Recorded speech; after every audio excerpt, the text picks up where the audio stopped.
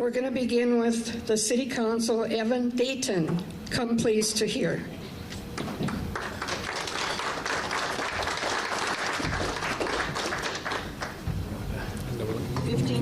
Two minutes to introduce. All right. I'll see when.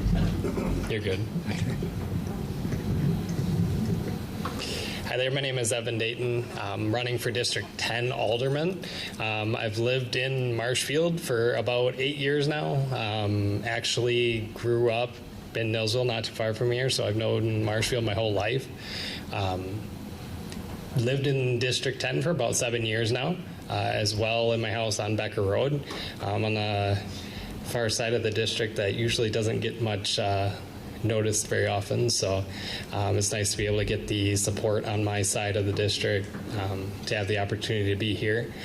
And a father of 4 kids, been happily married for 7 years as well, and you know, I'm out here to make a difference on making sure that my kids have some place to call home that's special to them, and make sure that we're doing right by the community, as well as supporting, getting them to where they need to be and having something to be proud of. You know, I want to have them one day look back like, hey, yeah, I grew up in Marshfield, and that makes a difference. So thank you for your time, and I look forward to speaking with you guys more tonight. Thank you. Q&A. Questions and answers. Anybody question?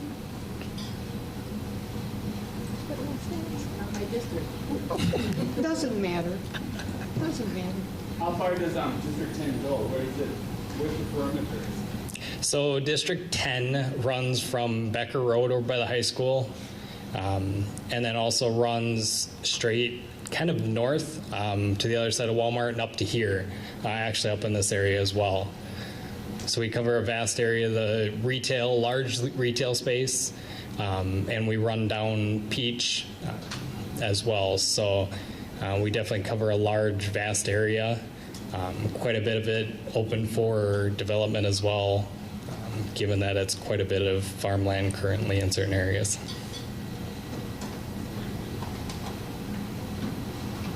Yes. What kind of tax breaks would you support for businesses that are developing? So it would all depend on the business. Obviously, we want to make sure we support business growth. We've already seen a large amount of growth coming in as well, and continually grow that. Having businesses be supported, whether it be tax breaks based on, I guess it would all depend. Tax breaks on whether it be moving in new businesses or building new, or even bringing new, older buildings back up to par and use. So a big part of what I want to try to do is make sure that areas are being redeveloped as well as expanded upon. I mean, we want to keep pushing Marshfield forward as well.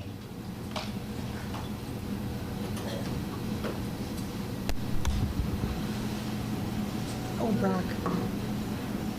Yes. If somebody were to want to help you in your campaign, where would they go to find you? So, Repeat his question if you would. okay. So as for his question, where would anybody go to find out a little bit about me, as well as be able to reach out and support me? Obviously, I don't really have a website set up at this point. I am on Facebook if anybody would feel free to reach out as well. I've been out and around the neighborhood the past few weeks, as well as past few months actually. So out and around Becker Road, I got probably one of the biggest signs on Becker Road currently. So feel free to reach out, especially later in the day. Yes. Repeat that question. So why did I decide to run for alderman?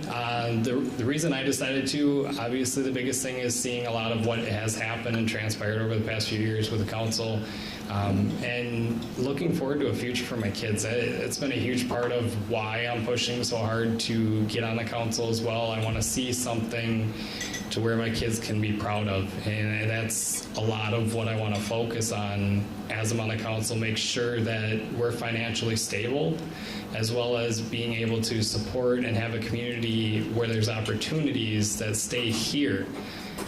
and give people a reason to come to Marshfield.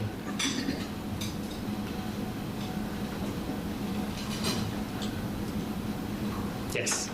You mentioned reasons for staying or coming to Marshfield.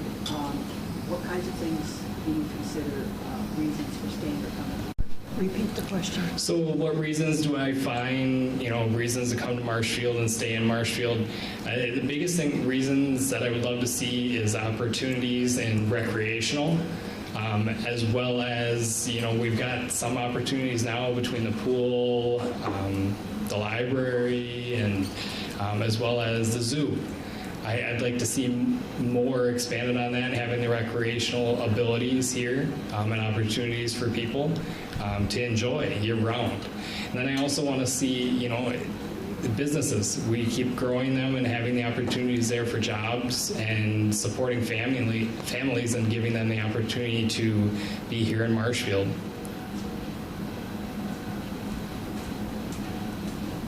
Yes. Thank you. You mentioned things that happened on City Council over the last couple of years. Could you be more specific and let us know what you would do to try to correct, I'm assuming, they're negative things? So when it comes down to the council, and the reason that I mentioned that has drawn me to run for council is the aspect of a lot of controversy, and I'm sure you saw that as well, between the mayoral race and all the issues that transpired there. With the mayor and obviously funding and such recently as well. You've seen the challenges as well. That's kind of the biggest things that really did kind of push me to keep going on this. Actually, to the last time we had an alderman race for District 10, I was actually a write-in for that election as well. So those are kind of the biggest things that really did push me to get to that point. And then also, I'd like to see those change in the aspect of making sure we're more financially on top of things. I know we've started to make strides in that direction as well with all the challenges. And I'd like to keep going in that direction and focusing that more on an average basis. And open communication is huge, in my honest opinion. Something like even communicating every little bit of info, there's nothing behind closed doors sort of thing when it comes to the city's standing. How do you feel about the referendum that's going to be on our voting ballot? The fire department and... Yeah. How do I feel about the referendum when it comes down to the fire department and police department? I am a supporter of it. We really do need to have the staff that we do between the fire department and the police department as well. We want to make sure that we are able to cover and support everybody that we do support. We've got a lot of people on a daily basis in and out of Marshfield between the hospital and all the businesses that we do have here. We want to be able to have that coverage, especially for the fire department, the EMTs and the techs, to be able to handle all the calls that they get, even with the increase of phone calls they get, 911 calls over the past few years. We've seen it across the country, and we want to be able to handle those, especially in this area.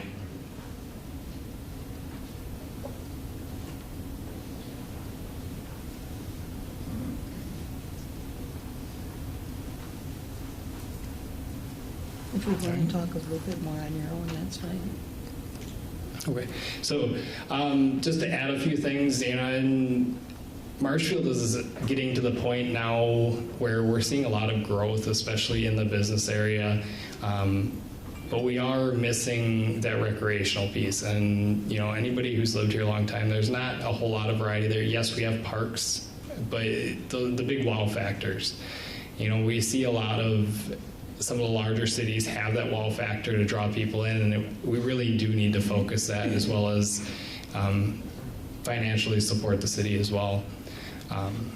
So if nobody has any other questions, I thank you for your time. Thank you. Steve? All right. Okay.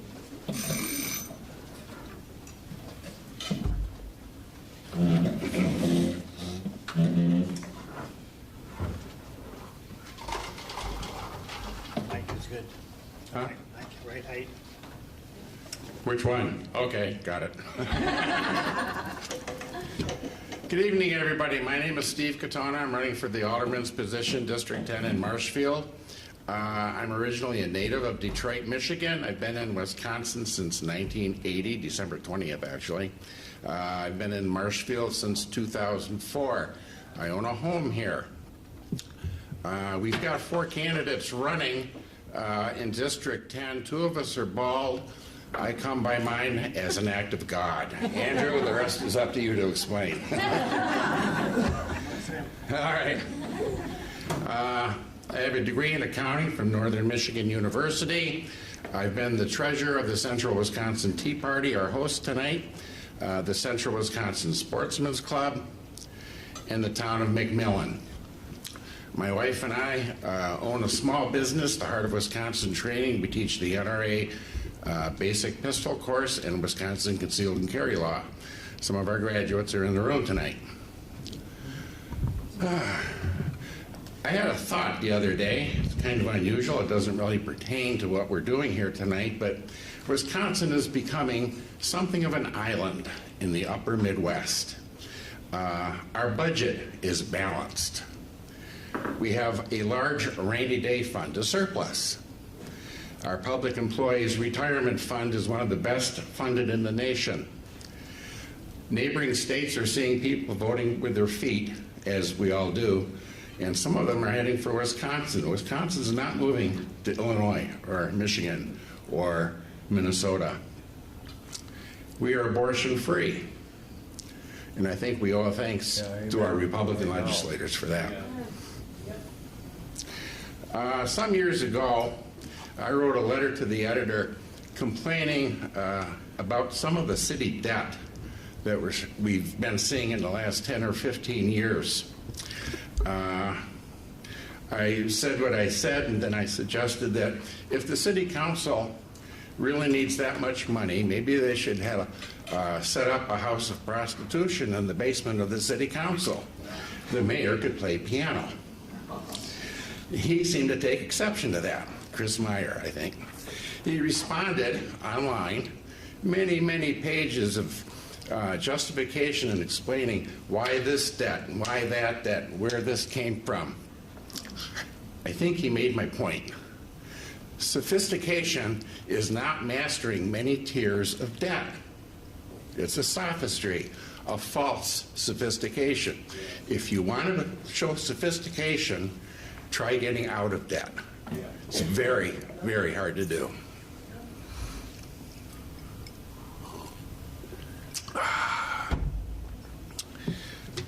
Recently, I wrote a letter to the editor. It hasn't gone out yet, and I'd like to read it. A little nervous here. Quite often, good governance happens not when something is done, but when commonplace nincompoopry is stopped. Recently, the Marshfield City Council voted to not fund indirectly a new steakhouse in the downtown district. The 6 members that voted against this project are to be commended. Way to go. On a local level, the people fund government to provide for fire and police, maintain the roads, and pick up the garbage. They haven't gotten to my pothole yet. I don't know about yours. Some local businesses cannot, or governments cannot even do that. We the people did not create government to fund the businesses. They're not good at that kind of thing. It's not their money to give. Winning an election bestows power, not wisdom. A goofy neighbor elected to the city council will most likely make for a goofy alderperson. If a developer wants to enhance the dining opportunities in Marshfield, invest your own money.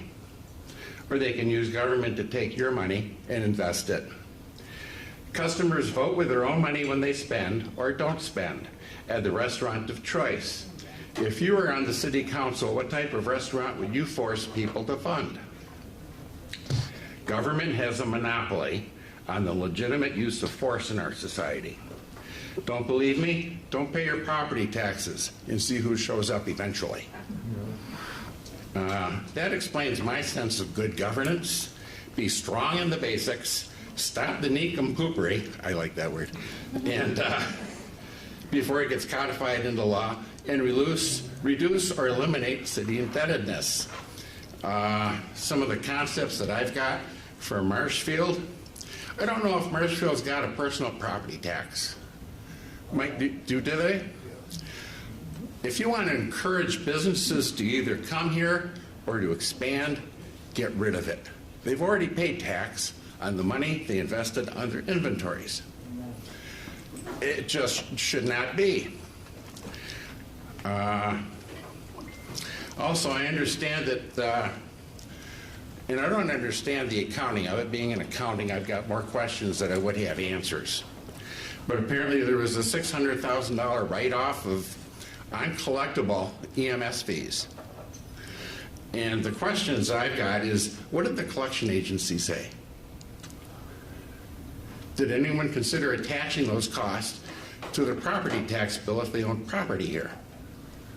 And have we gone after their paycheck? Other than that, I've got some really racy jokes to tell, but I don't think we're here for that. Any questions?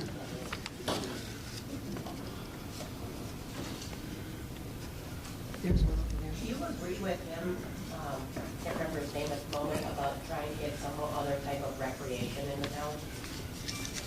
For, you know, your middle school age children? Because right now, especially in the winter, the only thing we really have is Melody Gardens. With the bowling alley closing, there's nothing really at the mall. Mm-hmm. Yeah. Well, she's asking if there's anything the local government can do to promote social activities for children.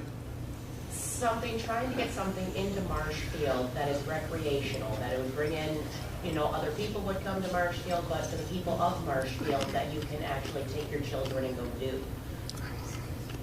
Well, one thing we could do is promote what we've got.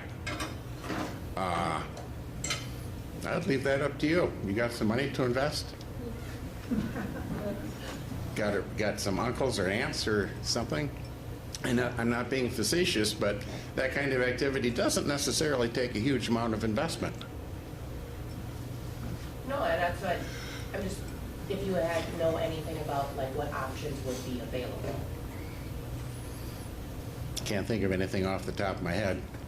Of course, you're talking to somebody who grew up in the 1950s. We used to play Army, being boys. My favorite gun was a 2x4. That's all I can tell you. It's.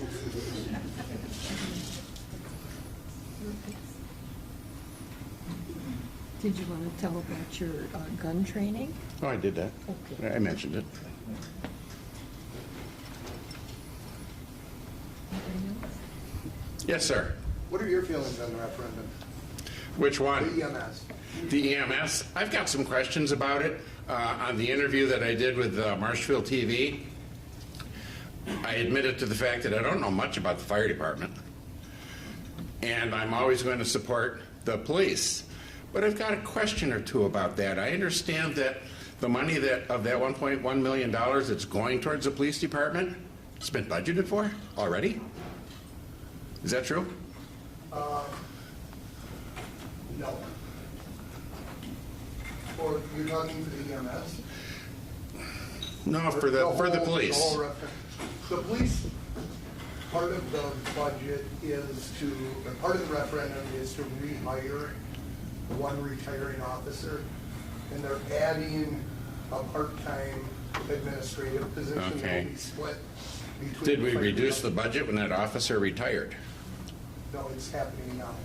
So why are we having to refund it again? That's my question. So I've got some serious questions. I know a person or two on the city council, Mike. If you want to buy the coffee, I'll buy the donuts. We'll get together. Tell me about the EMS part. EMS, they're adding 9 firefighters. 3 of them were already budgeted but taken out of the budget. So they're basically refilling 3 spots and adding 6. And the purpose is the large call volume.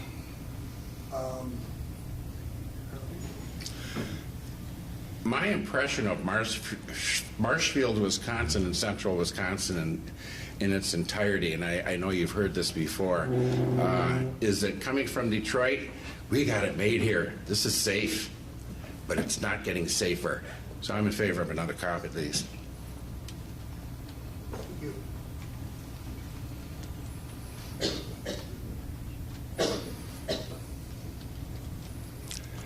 So anyway, this one never mind. Thank you. Let's move ahead.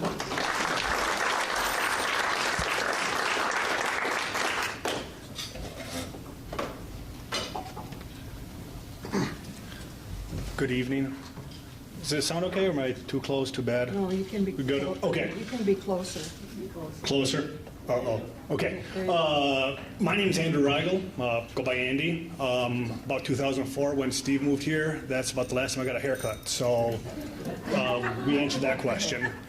A little more about me. My parents are missionaries, or were, excuse me.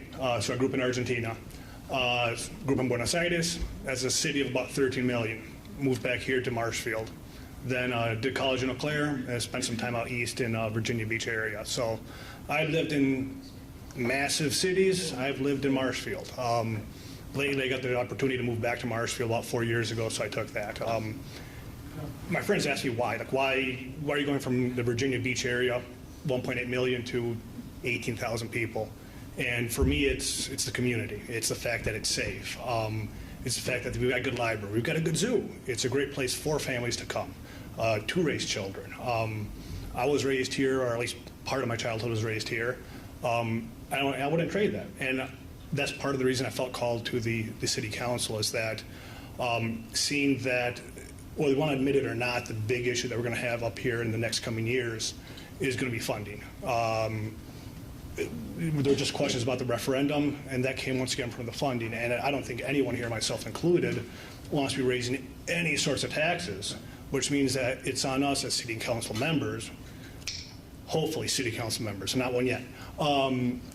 We have to stretch the dollar as much as we can, make sure that where the money is being spent is spent correctly. It's not being wasted, and being spent wisely. I worked at the Menards General Office for about 3 years. I had to spend money there wisely, otherwise that was my behind gone. You couldn't afford to make mistakes at such a large level. And it's kind of the same thing here. At a smaller level in Marshfield, you have to make sure that you're spending the money, the limited resources you have, wisely. To make sure that you have EMS, to make sure you have the police, to make sure you have something for the children to do in the winter. So for me, it felt more of a calling of, I've had the background of spending money, both at Felker Brothers and at Menards, big and small. We have to be wise about it. If we can tackle that problem here in the short term, here in the next few years, and then put in place something that's going to insulate us from bigger problems or bigger deficits 10, 20 years down the road, then I think we're doing our job here. Any questions?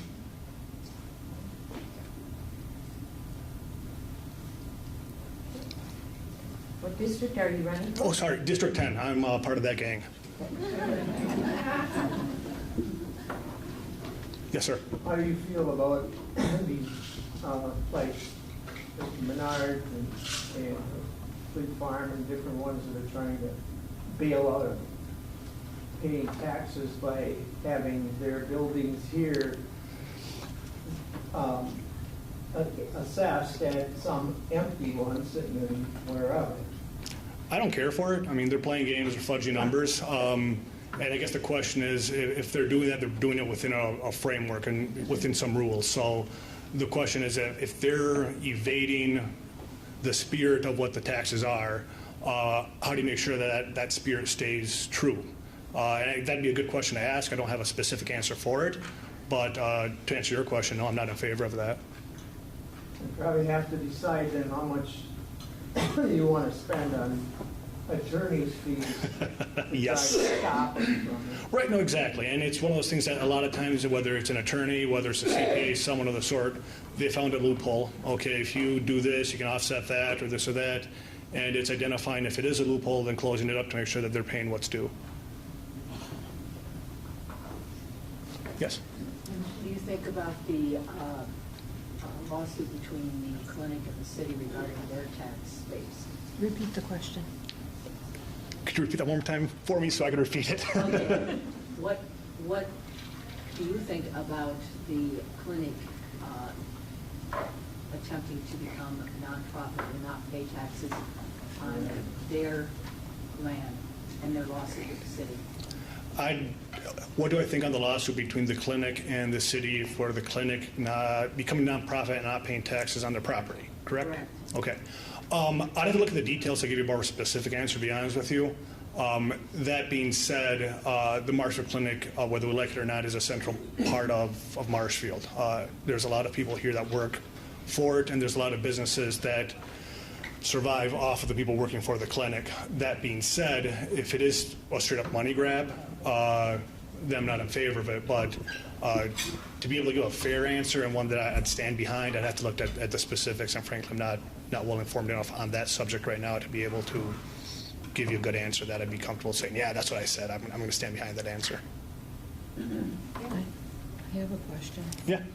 If you're elected, do you favor town hall meetings with the public and the city council and the mayor? The question was, if I'm elected, do I favor town hall meetings with the city council and the mayor? I would. I think that a lot of times in government, you get stuck with a bad decision and a worse decision, and you're stuck picking which one it is. And if that decision is made behind closed doors, or you don't have the opportunity to ask a question on why'd you decide to vote this or that way, there is confusion, there is anger coming from the public, and rightfully so. You see someone making a decision, not understanding why. A town hall meeting with the mayor and with city council will at least give them a chance to explain to the voters why you're voting what way, why you chose to do what thing. Whether the voters agree with you or not, that's for them to decide, and if they don't agree with you, they vote you out. But I think, kind of like that said earlier, the more transparency, the better. Closed-door meetings, I'm not in favor of. I don't think that does anyone any justice, whether the people on the council and the government or the voters themselves. It doesn't help anyone. I say amen to that. Thank you. Yes, sir. Last month, I had the fire safety guy come over, and he always checks my fire extinguishers. I have 2 of them. And he looked at them, he brought them back in, put the new tags on them, and he says, oh, by the way, we're charging you $12 more than what we would normally charge. And I said, what's that fee for? He said, well, something to do with the fire department. And I really didn't understand why or how come. Do you know anything about that? I've got a hunch, and I think it's more of me projecting, so I don't want to put words in their mouth. My understanding is that the fire departments had, as I talked about earlier with the budget, Right. they've had, I know right now for a fact that they're on a skeleton crew, which is why they're trying to hire more people. But along with that, much like charging for ambulances coming out where previously they didn't, and now they're increasing the fees, it's all tied together of them trying to keep the fire department afloat, and their hands forced to nickel and dime people, whether it's $12 a fire extinguisher. Yeah, it's not a lot. Right, but I just wondered where it was. right, and I think it comes from that because they're looking at it going, we're so thinly crewed here that we're going to have to start sacrificing calls. I mean, I went to go visit with them with Leadership Marshfield, and we were there for about 3 hours, and almost every 10 minutes there was an ambulance going out. And when you have a crew of about 8 or 9 people and you need 2 people per ambulance and a fire truck needs 5, that 9 people gets pulled apart pretty fast, which is why they're asking for the money. I don't want to be paying more for taxes. I don't think you do either, but I think we also need our emergency services to be there. Yep.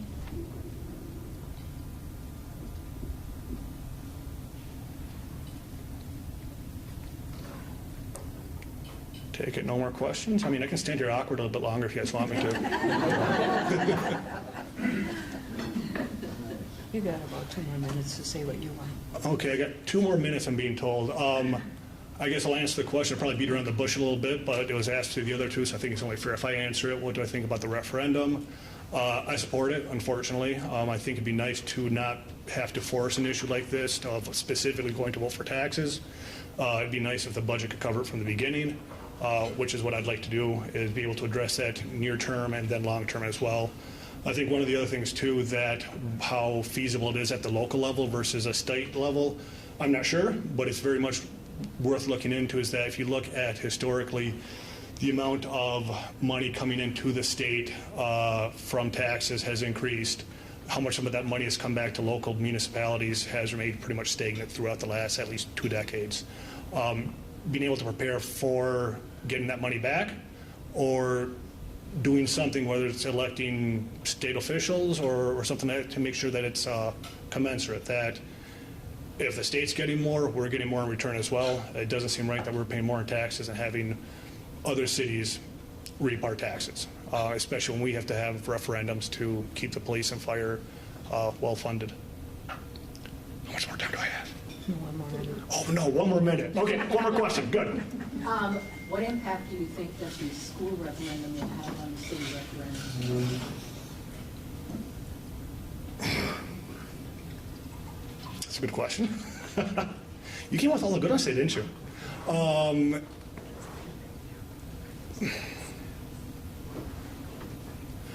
It's hard to say. I mean, we've had school referendums in the past. My mom's been a teacher, and obviously she's in favor of them. Previous ones, she's retired now. But I think it's going to end up having the same impact, where you have to combine. Despite it being 2 separate referendums, the public views it as one to a certain degree because they're asking for more money overall. So I think it is something that, despite it being a separate one, it gets all viewed as one together.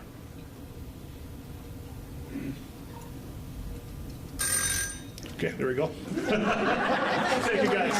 Andy Ryan. Thank you. I'm Craig Lambert. I'm the Wood County District Attorney. I'm running for the new judge position for the Wood County Circuit Court Branch 4. I've been a lawyer for 26 years. I've been in the DA's office for the last 21 years, and I've been the elected Wood County DA for 10 years. I've successfully prosecuted thousands of crimes: homicides, sexual assaults, crimes against children, domestic violence, impaired driving, and so many others. I'm proud to say, very proud to say, that I have the support of every chief of police in Wood County. I also served for 8 years in the National Guard. I was a judge advocate for 8 years in the Wisconsin Army National Guard. I was born and raised in Wood County, Wisconsin Rapids. I'm a graduate of Lincoln High School in Rapids, a graduate of the University of Wisconsin at Madison, and the University of Wisconsin Law School. I'm happily married. My wife, Karen, is in the back. Public school teacher she's in her 33rd year now. I have 2 kids, a son who is in college at Madison and a daughter who is a senior at Lincoln High School in Rapids. It has been the honor of my professional life to be the district attorney, and I've devoted most of my professional career to public service. I'm ready now, though, for the challenge of being judge and helping the community in another way. And I'd be happy to answer any questions. Yeah, Kathy. What is your position on cash bail and no bail? Yeah, so the question was, what's my position on cash bail and no bail? What I'd like to see is kind of a mix of what we have now and what's being proposed. I like the idea of giving judges the legal authority to order cash bail for violent offenses. Right now, judges have a responsibility to primarily consider a person's likelihood to show back up for court when they're setting bond. I'd like to see that law change so that judges can legitimately, legally hang their hat on public safety when they're setting cash bonds. But there's a lot of people, too, who shouldn't be in on cash bonds if they're not violent offenses, if they're young, if they have limited criminal history, and they aren't a risk to public safety. Those people shouldn't necessarily be in on cash bonds. So I think we need a mix. What brought you to be a judge? I mean, a lawyer? What made you want to be a lawyer? Yeah, so that's a good question. What made me want to be a lawyer back in the day? I'm not good at science and math. That's one thing. seriously though, what really drew me to the profession was I wanted to have a job where I could help people. So before I was the DA, I was in private practice for 5 years in Appleton, and I helped people that were accused of crime. So I was on the other side, defending people accused of crimes.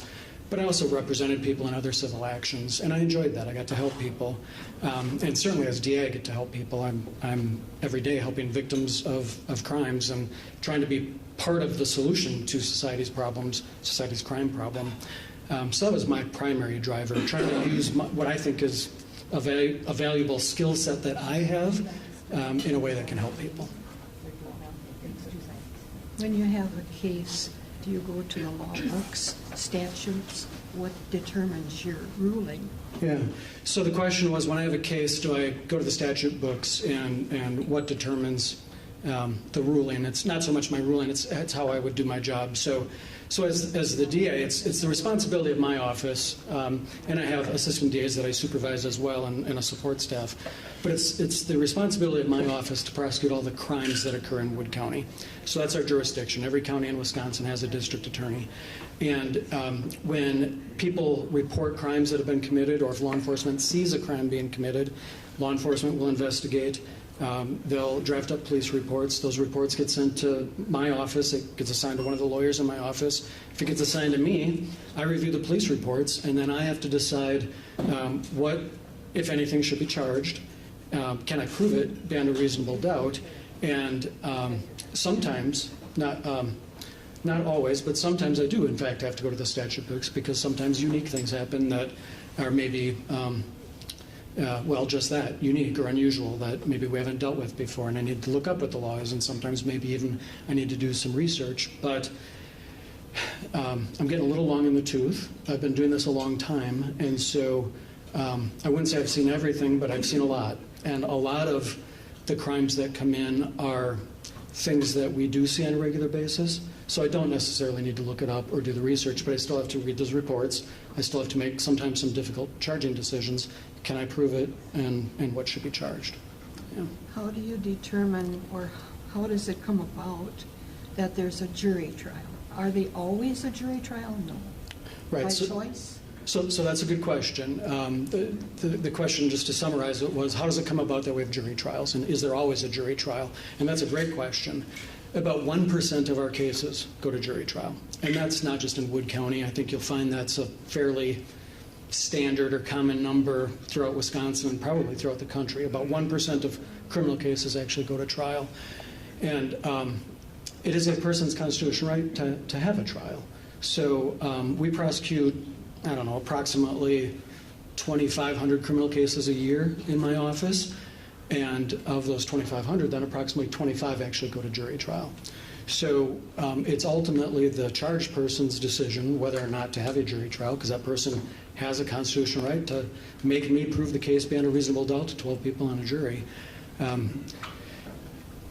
The flip side of that 1% is the 99% that don't go to trial. And I'm sure you've all heard the term plea bargain before, so let me talk about that, because that plays into the answer to your question of why only 1%. Sometimes when people use the term plea bargain or hear the term plea bargain, they give it a negative connotation, or they say it like it's a bad thing, but it's not always. Plea bargaining just means offering something or compromising to resolve the case. So it could be a reduction in charges, it could be an agreement to recommend a certain sentence, or some combination of those things. And usually compromising like that makes sense. It makes sense for both sides. From my perspective, as the DA, sometimes we have tough cases, and sometimes we have to take tough cases to trial.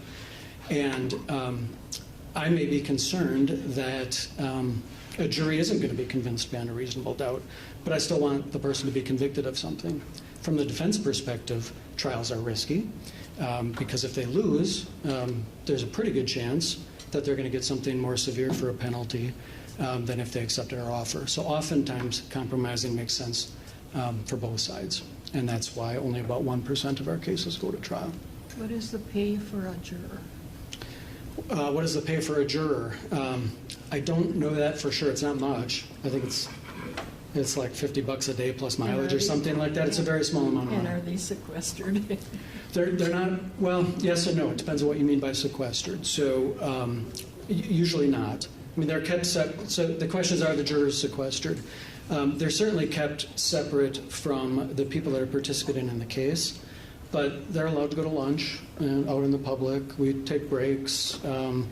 Only very unusually would they be sequestered in the way I think you're asking, like kept in a hotel and kept away from any people in the public, newspapers, etc. That does happen, but it's pretty rare, actually. How many cases that you were involved in had their, well, no, how can I put this? If you, as a prosecutor, how many people actually want it to be, is it pro bono? When they say, I want to be speaking for myself and not have a lawyer? Yeah, it's pro se. So the question is, how many people I deal with that want to represent themselves? Good question. Pro bono means for free. Pro se means, no, that's fine. Pro se means on their own, or they want to represent themselves, right? So the question is, how many people want to represent themselves? It's more than you might think. I wouldn't advise it. If you know anybody that's charged with a crime, you should tell them to get a lawyer. Not a good idea to represent yourself, but oftentimes people do. And sometimes I think that it's because people don't want to pay for a lawyer. They don't want to incur the expense. Sometimes I think they think it's just not worth it, especially if it's kind of a low-level offense. And they want to admit, hey, I did it. I should take my lumps. They just want to get it over with. I do have an obligation as a prosecutor, and I do this every time somebody's charged with a crime, if they're representing themselves. And my assistant DAs do this too. We have an obligation to tell them, you're charged with a crime. We represent the government. We can't give you legal advice. If you can't afford a lawyer and you want a lawyer, you might be able to get a public defender or a court-appointed lawyer. And then sometimes people who wanted to be pro se change their mind and they're like, well, yeah, I guess I'll get a lawyer. And maybe they didn't know they could get a reduced fee lawyer or whatever. But it certainly does happen. A fair amount of people do represent themselves. So when someone is found guilty, how do you determine punishment? Yeah, gosh, that's a good question. How do we determine the punishment when a person is found guilty? Ultimately, it's the judge's decision to decide what the person's sentence is. But as the DA, I need to make a recommendation for what I think is the appropriate sentence. And there's a bunch of things that go into that. The seriousness of the offense, the need to protect the public, the character of the offender. So, for example, the person's prior criminal history or lack of prior criminal history, the effect on the victim, society's interest in seeing that people are appropriately held accountable for what it is that they do. I, as the DA, try to take all those things into consideration and then recommend what I think is appropriate. But the judge always has to decide what the sentence is, and the judge has to consider those things too. The three primary factors I mentioned, the gravity of the offense, the need to protect the public, and the character of the offender. I often remind our judges, though, that punishment is also a legitimate sentencing consideration. It's not one of the three primary factors that the judge has to consider under the law, but it certainly is a legitimate factor. Sometimes people just deserve to be punished, just plain punished, for the wicked things that they do. Was there a case where there was really a big punishment? Sure. I've prosecuted 4 first-degree intentional homicides. I did 2 in, I think it was 2021, and maybe spilled over into 2022.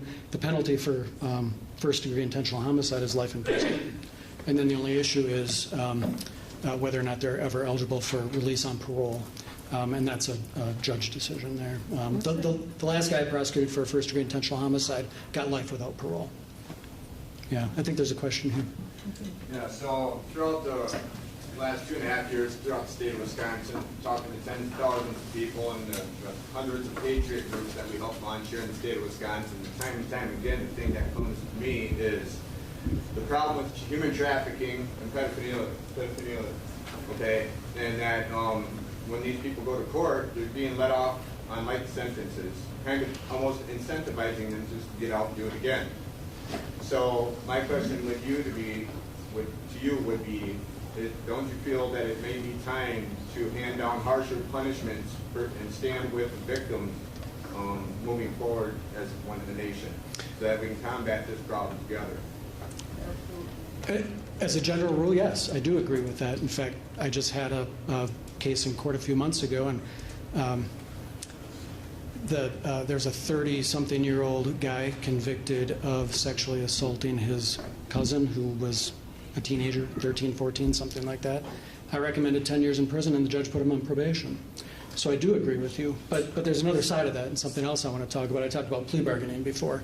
So sometimes we recommend, and by we I mean prosecutors, me as the DA, sometimes we recommend sentences that aren't as harsh as most of, can I finish? That most of the public would think is appropriate. And I just want to give you an example. And this is not an unheard of situation. Say I have an 8-year-old girl, and I'm thinking about a case I prosecuted about a dozen years ago. Say I have an 8-year-old girl who's been sexually assaulted by her stepfather. He has repeatedly touched her in her private areas, inserted his finger into her vagina. She's 8, right? He's 50. But it's her word against his. There's no physical evidence because there hardly ever is, right? There's not DNA, there's not fingerprints. It's not on video. The guy hasn't confessed. There's no eyewitnesses, and there's usually not because people don't usually sexually assault kids in front of other people. So it's this 8-year-old girl's word against the 50-year-old girl's word. Maybe her mom isn't supporting her. Mom's supporting the boyfriend or stepdad. And so all I've got then is this 8-year-old girl's word. I believe her, so I'm prosecuting the case, and I wouldn't be if I didn't believe her. I believe her, and that guy should be charged and he should be sentenced. But that's a tough case. If I take that case to a jury, the jury might be like, oh, man, maybe he did it or he probably did it, but I'm not convinced beyond a reasonable doubt. And then that guy's found not guilty and he gets nothing. So I might settle that case. I might reduce it to a lower level sexual assault. I might agree to recommend a lower prison sentence than the guy deserves so that I can make sure that girl gets justice and that guy's a convicted sex offender. So you have to consider that side of it too. And that happens a lot all over the country for the reasons I just explained. And I'm out of time. Thank you. Thank you. Okay. Give me that. Okay.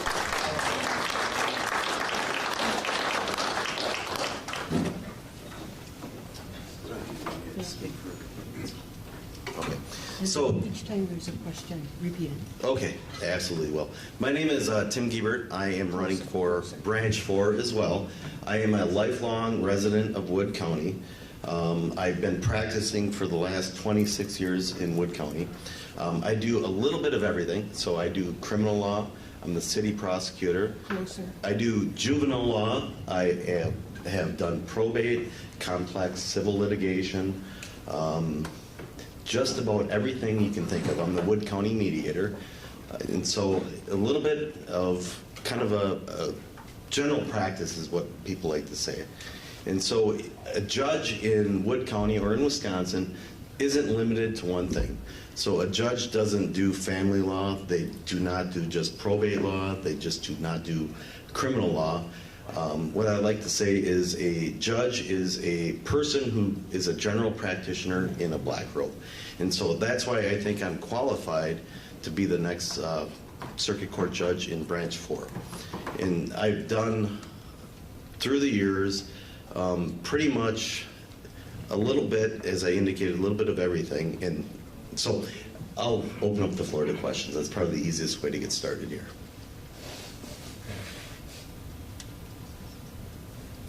Ms. Gorst? If you're elected, how will you balance public interest and individual rights and constitutional rights in your sentencing and in your conduct of the trial?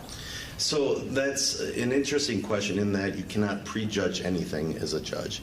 Everything that comes before you, everybody has their little idiosyncrasies and their perspectives before coming into court.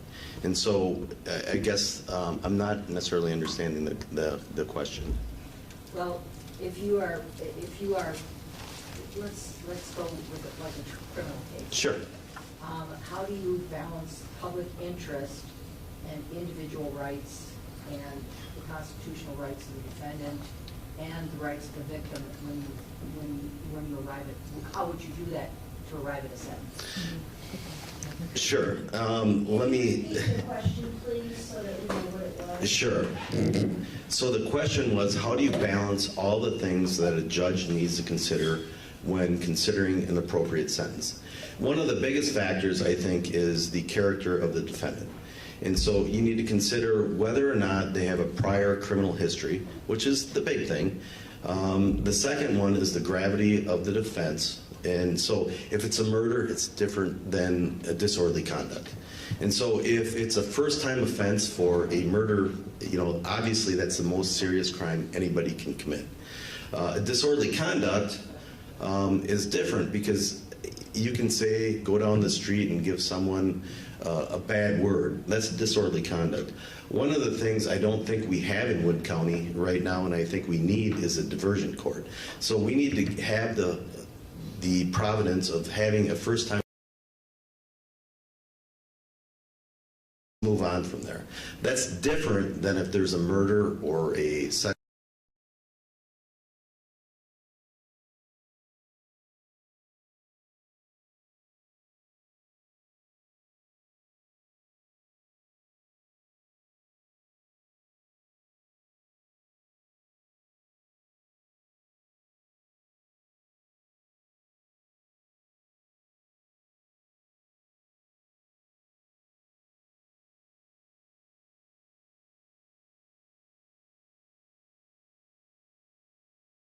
So, I don't know if that answers your question, Kathy. That was a very complicated one, but... Yeah. I'll try and keep the next one simple. Sure. What was the hardest case you ever thought of? Well, so I've done a lot of complex civil litigation. I've done some medical malpractice cases that were involved, and they've taken on probably 5 or 6 years of my life. And at the same time, you're juggling sexual assaults if I'm defending. I'm also the city prosecutor for Wisconsin Rapids, so I do that on the side as well. So I've seen the whole gambit. And so the most complicated cases are complicated, in my opinion, civil, because they can take such a long time. They involved dozens of victims, dozens of other attorneys, and so I think that's probably the most difficult that I've ever endured. A crazy question. What's a hung jury? So a hung jury is, so the beautiful thing about our system is 12 people if it's a criminal case, or 6 people if it's in like an OWI first. If they can't all agree on a verdict in for instance, a 12-person jury, if one person disagrees, everybody's probably seen the movie 12 Angry Men. Yes. It's a classic, and I suggest everybody watches it.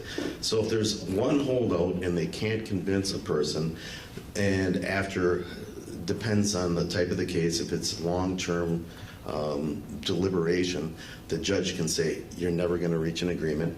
It's a hung jury. So the district attorney's office can try that case again. It just means that there's kind of a, I don't want to say a tie, but essentially that's what it is. And repeat my question when I asked. Sure. Okay. What determines a yes or no on a jury person that you accept as on the jury or dismiss? So the question is, how we determine the jury. For instance, in a criminal case, and Mr. Lambert can bear this out, depending on the gravity of the case, the prosecution and the defense can strike people. And so we do what's called voir dire. And voir dire is when you get to, so if everybody was sitting here, and this was let's say an OWI, because those are the most common. And one of the questions I would ask as a defense attorney or as a prosecutor, because I've been on both ends, I've done prosecution for the city as OWI. So on the defense end, I would ask, has anybody ever been prosecuted for OWI? And if they say, they'll raise their hand, and I'll ask, well, do you think you were treated fairly? Or on the other end, I'll ask, is anybody affiliated with a law enforcement agency? And if I am a defense lawyer, I'll ask, is anybody a member of MAD or SAD? So what you want to do essentially is get out the biases of everybody. And that's how we strike right, wrong, or indifferent. If I'm on one side, if I'm the prosecutor, I want people who I think will convict. If I'm on the defense, I want people who will acquit. And so the way it goes, depending on the severity, you either get 4 or 6 strikes, You certainly want the people who you think are going to help you on your case, and you don't want the people who aren't going to help you. And so it's subjective. I know there's a lot of scientific evidence that people will say, well, we want to pick this juror over that juror. Like in OJ, they did questionnaires, they did sample jury pools. It's not that complicated in Wood County. But essentially, you're asking people if they do have a bias. And if they have an innate bias, you can ask the judge to strike them for cause. Does that answer the question? Yes. Okay. Yes. So back to the campaign, what would make you the better candidate than your opponent? So a lot of people have asked me that. So the question is, what would make me better than Mr. Lambert? I have significant experience in all areas of the law. And Senator Tessin the other day told me, he goes, you're not going to need any training wheels if you're elected. One of the other things is I think I have a very good judicial temperament. A lot of people I've done a ton of divorce, a ton of custody actions. A lot of people on the other side over the years who I've been adverse to, most of people who are doing custody or divorce issues are the best people who are going through the worst times of their life. And I've had people days, weeks, months later who have come up to me and said, you know what, I want you to represent me, even though you were on the other side. You were fair, you were impartial, and I don't want to go against you again. And so those are the qualities that I would bring to Branch 4. Thank you. Yes? Do you have a position on Governor Evers and say Josh Call's ideas about early release of criminals? So, so my position on that is some of the programming in prison is better than you're going to get on the outside. And so one of the things judges do, and I've heard Judge Brazo, Judge Potter, and Judge Wolf say, if I don't put you in prison, you're not going to get the programming that you need. So one of the things I think we can improve on is getting the programming on the outside. It's more cost effective. Some people deserve to be warehoused. There's no doubt. But they also need to have the chance to be rehabilitated. And one of the things, if I agree with it or disagree with it, that's his call, not mine. But on the same token, I think we need to set programs on the outside so we don't have to send people to prison. But like I said, some people deserve to be there. Was there a murder trial that you were within?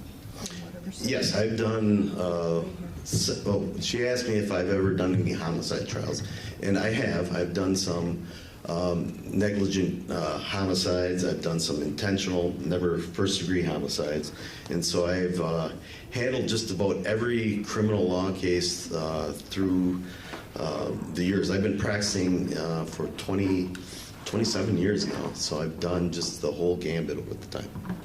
Was there one that stood out? There was. I did one in Price County about 6 or 7 years ago. It was, and these are the hardest cases because you don't know where it's going, and a lot of people give defense lawyers a bad rap. In that, you know, it's our job, it's our Sixth Amendment job to defend people, right, wrong, or indifferent. The interesting thing about a defense attorney, and like I said, I've done some prosecution as well, is that if somebody tells you that they did something, you can't put them on the stand. They can't lie on the stand. And I had an interesting situation where someone had committed a heinous traffic accident, and they told me something, and they wanted to go on the stand to testify as something different, and it was a homicide, and I can't say where it was, obviously. And they wanted to go and say something different, and I said, if you do, I need to tell the judge, because you're lying. I can't do that.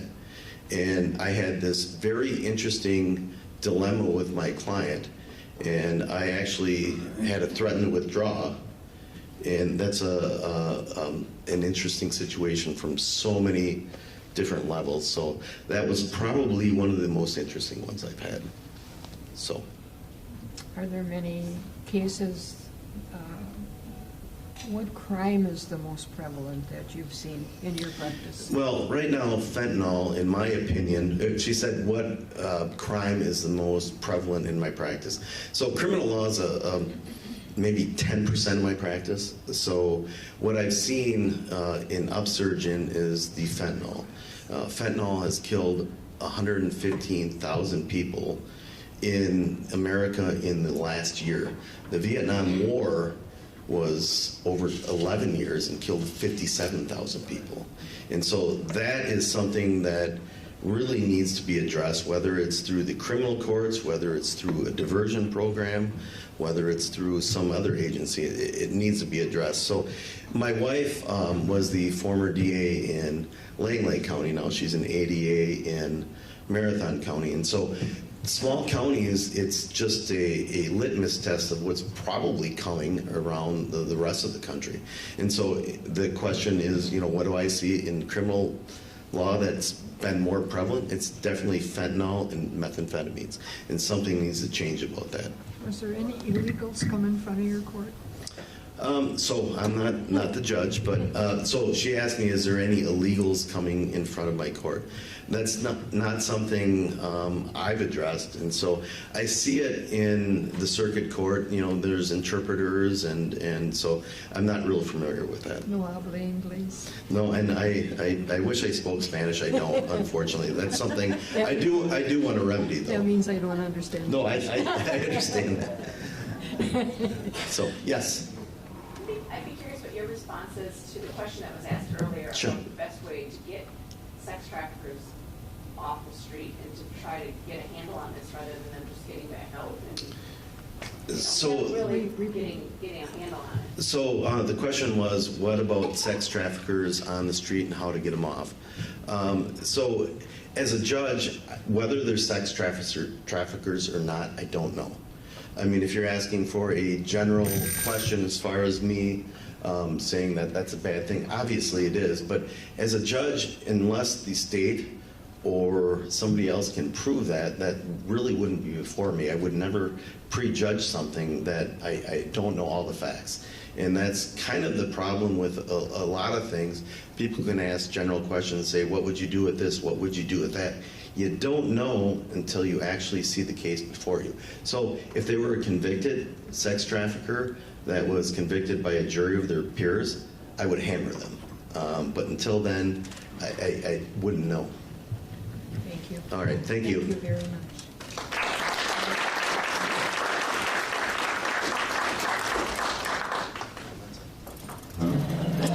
Hello, I'm Kat. I'm running for school board. Both of them, actually.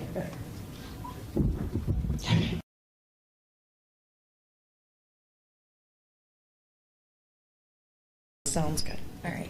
So I'm Kat. I'm running for school board here in the Marshfield School District. A little bit about myself is I'm married, and between my husband and I, we have 8 daughters. Yes, 8 daughters. 9 grandchildren, 2 more that's going to be coming here very soon, so we're excited about that. And, you know, I guess what's gotten me involved is now that my children are grown, I have more time to be involved with my grandchildren. And I've learned many things, heard many things that have been of concern to me, and I feel that it's very, very important that I not sit back and complain, but get involved and jump in. And so that's what I'm here tonight, and I'm starting my journey. I've decided to run for the school board, like I said, for my grandchildren, and because I want to serve our community. That's important to me, that I can now give back now that I am done raising my children, and so now it's my turn to give back to the community. I feel that it's so extremely important to make sure that our children, our students, are receiving the best education that they can possibly receive. And I also feel that it's so important that the teachers are receiving the support that they need to support our children in school. And I also feel that it's, at the utmost importance that the citizens that are for the taxes, that they know that our taxes are being used, that are funding our schools, that are being used properly. I feel that that's a very big deal, that people know that these, we're using it wisely. We're taking a look and being very careful with how we are going about, everyone's taxes. I mean, it's a big deal right now with our economy, everything. We need to look at this and be cautious.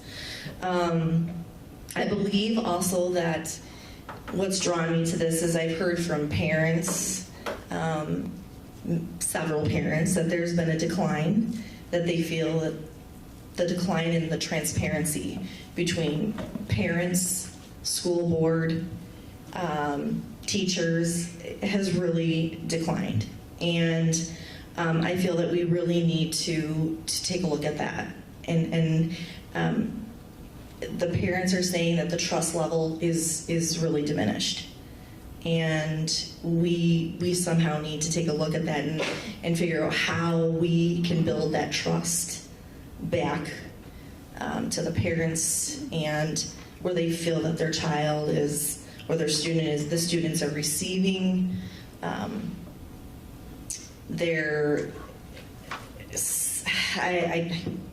they're receiving the curriculum that they deserve. Now I have to look at some of my notes because I'm not as good of a speaker as the rest of them, because I'm used to being on that side, not here. So I'm going to kind of go over some of the notes that I have, because I really want to make sure that I don't miss anything that I feel is very important.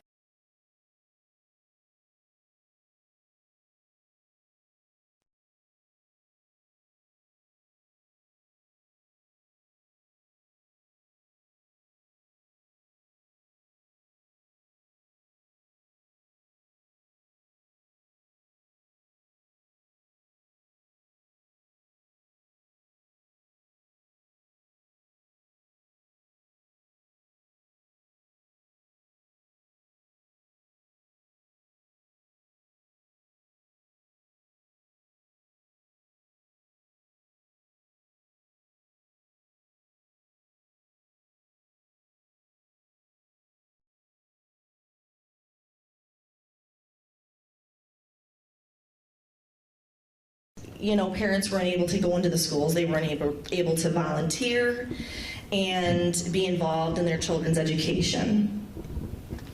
And so I feel that previously to COVID, we were able to be involved with our kids. We were able to go in school. We were able to be very involved with our children. And I feel like now is the time to open up the doors and get back to the previous, where we were before, the height of COVID.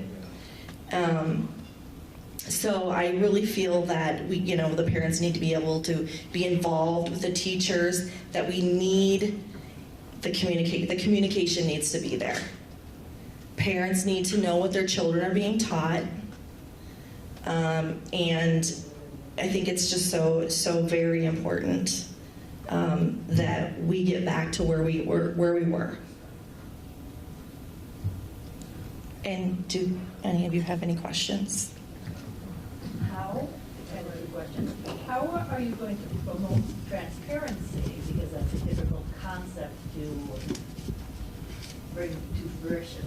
And then how are you going to get leadership to treat all teachers who may not agree with them on things, so that those teachers are more apt to speak up?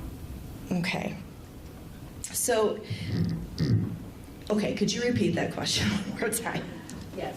How are you going to promote more transparency so that parents know what's going on, like in human growth and development and the curriculum and items that are being taught to children? And how are you going to get leadership to treat all their teachers who may not agree with them? Well, I think with the transparency, I mean, we need to go back to where we were. I mean, we used to be able to go into our, I mean, I remember, I mean, yes, my children are a little bit older now, but, you know, the transparency, I mean, as far as what our children are learning, I mean, that should all be out in the open. There should be nothing that these parents do not know what their children are being taught. That should be an open communication between the teachers, school board, parent. I mean, this is common sense to me, is just to know what our children are learning. Correct, but how are you going to set campus on parents that we're teaching this? Meetings. I think we need to have more open meetings with the school board, with the teachers, with the parents. I feel that that's very important. And if a parent has a question about their child, it should be very transparent. If the parent is worried about what their child is learning, or, you know, if they're not open about this, that's a problem. That's a very big problem. And I think meetings it's a start where we can discuss this. Yes. And then as far as the second question that you had, Well, some teachers are afraid to speak up and say their true feelings, and they know things are going on and are happening, and they're kind of shut down. and that is where I feel like leadership.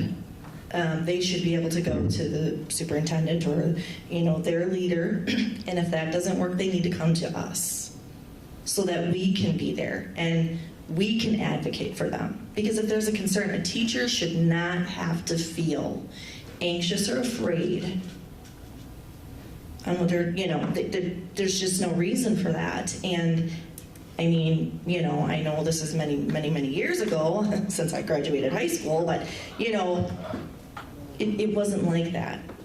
And we need to get back. I mean, there should not be this fear and this anxiety for teachers and for students and for parents, for all of us. There's one. Yes, Mike. I am wondering, I like your, excuse me, I like your approach about the meetings. Would you be in support of open town hall type meetings, and would you openly be an advocate for that at the meetings at the school board to promote that openly? I think what seems to have developed here is there's an us against them mentality, and there's a lot of secrecy. Would you push openly to have town hall style meetings where people can speak openly and not be limited to a 3-minute little blurb that you can talk about and then nobody answers your questions after that? Absolutely. Absolutely. I think that is extremely important. I don't, you know, I'm not a fan of the way that the school board meetings are being run. You don't get answers. Exactly. We don't get answers, and parents deserve answers.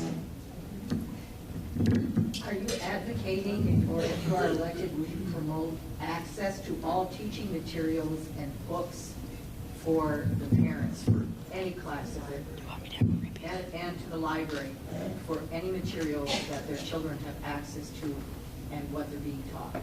Okay. Can you repeat that again?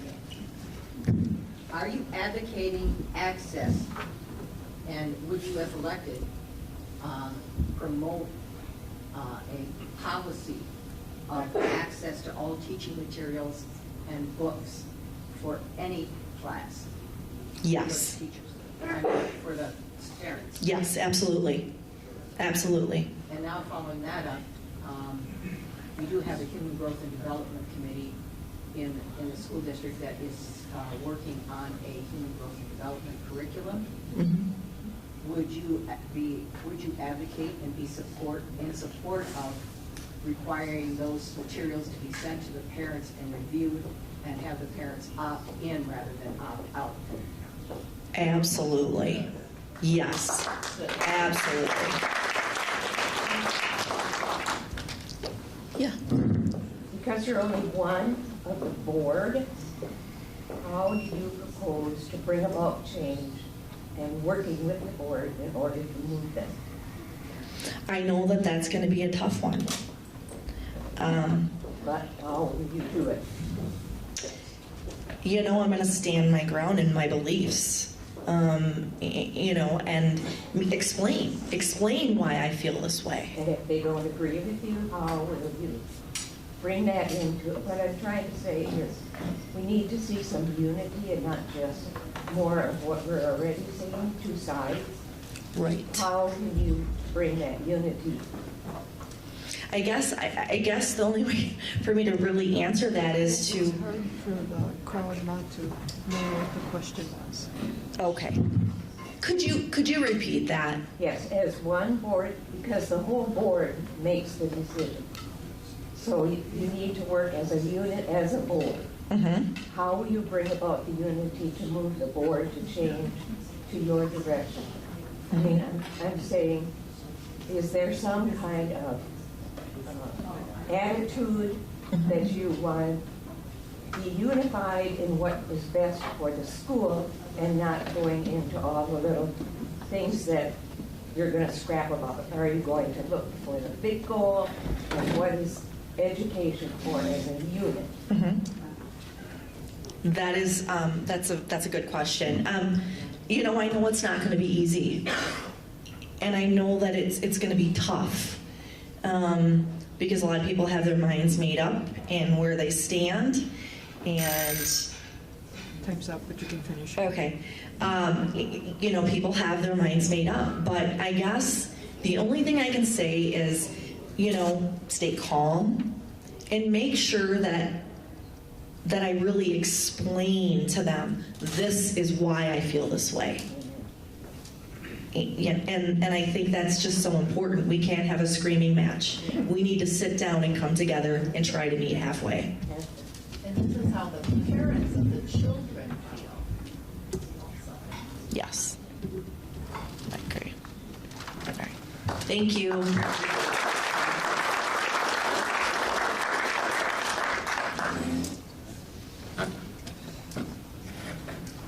When the question's asked, the only way is when you repeat it. Okay. I'm Rebecca Oliver, and I'm running for school board. I've lived in this community most of my life. I was born in Marshfield Hospital and raised in Arpin until I was in 3rd grade.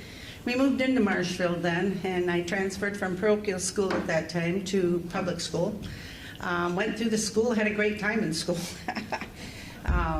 Didn't have a problem with education. The teachers explained things well. My mom and dad weren't very involved in the school, but some of my friends' parents were there all the time, helping with different things. And I think we have lost a lot of that with the school. I think that I raised 8 kids. I homeschooled them part of the time because I didn't like the district we were in. We moved back into the general area when my oldest was a young teenager, because we were living in big cities, Benton Harbor, Michigan, Chicago, things like that, and I didn't want them in those big environments. And it was a little difficult. I have 16 grandchildren now, most of whom are in the Marshfield School District, and I see many, many things that I get frustrated at, because one of my grandkids has a learning disability, and they want to just march him into the life skills class, which he's much higher functioning than that, and they're unwilling to come up with an individual program for him because it's too costly. Even just as having a separate aide to help him get to his proper classes would be beneficial. The parents need to be involved more with the school. I think the parents need to be involved with the curriculum. And they need to be setting the guidelines, I think, for what's being taught. I would recommend that with this new program that they're coming up with, a way of teaching with this social, emotional learning stuff, that the parents need to be given all the material that's going to be given and have them be able to review it and put their input into it.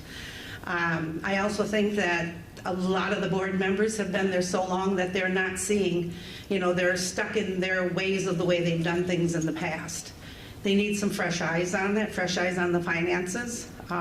such as the last referendum that they passed was to go to curriculum improvement and the repair and building funds and stuff like that. And now this new referendum is going back to the building funds again because they apparently needed more money, and I can understand that. Things have gone up, and the high school does need to have some tech improvements and things like that. But some of the stuff that I heard in the committees was general maintenance things that should have been dealt with on a regular basis through the years. I think they need a little bit fresh eyes on that and maybe be able to manage just a little bit better with different viewpoints.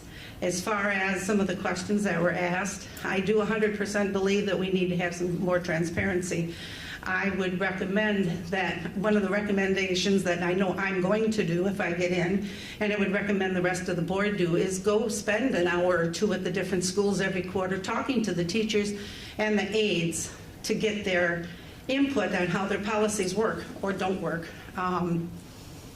Not just send a report to the board and then act on a report. A report, when you read something, it's always different than when you're talking to somebody. The teachers do need more support, and there's many good teachers there that are afraid to speak up. They're afraid to say things because they're going to be retributed in some way or another. There needs to be some way of making suggestions without having to put their name to it sometimes, in some cases. I think maybe we need to have a email address that's specifically for parents, teachers, and anybody, the community in general, to voice complaints, to voice problems that they're having, or to voice praises for what the good things that are going on. And then maybe once a quarter or once every semester have a town hall meeting to go over these things and to go over the requests, not just the board going over it, but the parents and having everybody involved, because some of the problems are between parents and teachers. Some of the problems are between students and parents that the teachers are finding, and between teachers and students. And I mean, the problems vary greatly, down to violence, things being stolen. I mean, there's lots of different issues in the school, and things don't get answered just taking it to the board. It needs to be a group discussion. We really need to have group discussions. So that would be one of my recommendations, is having the board physically talk to teachers and on a regular basis in the schools to see the problems that are developing from some of their policies, because everybody needs to know what's going on. Any questions?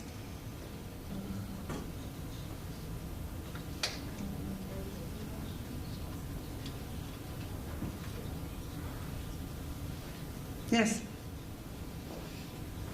My grandson goes to school in Pasco County, Florida, and they have a very supportive governor of the school system.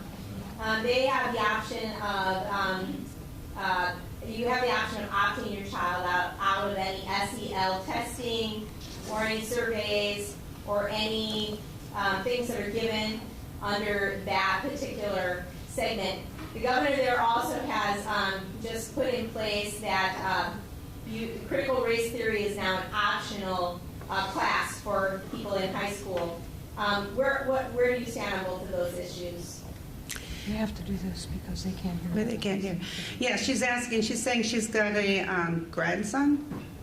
Anyway, somebody in the school system in Florida, where Florida is allowing the SEL testing and course stuff to be optional, and as far as critical race theory, the state also allows that to be optional when you're in high school, whether to be taught. I stand 100% for it being optional, because there's some students that want it, there's some parents that want that for their kids, and the parents have the right to have the education that they want for their children. But the other parents that don't want it also have the right to have what they want, and I think that's a really good option that Florida has taken as far as letting it be optional.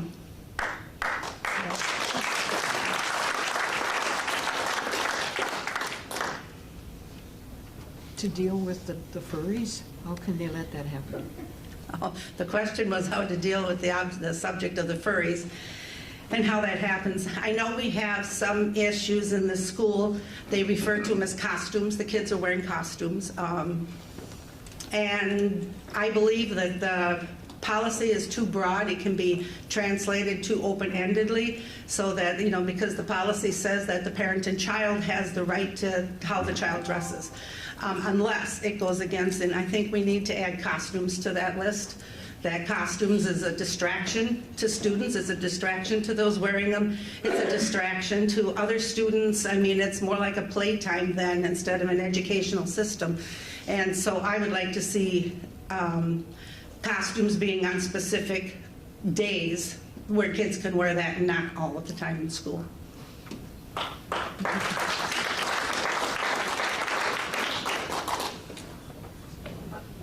Yes. I don't know what's happening with the bathroom situations here in Marshfield.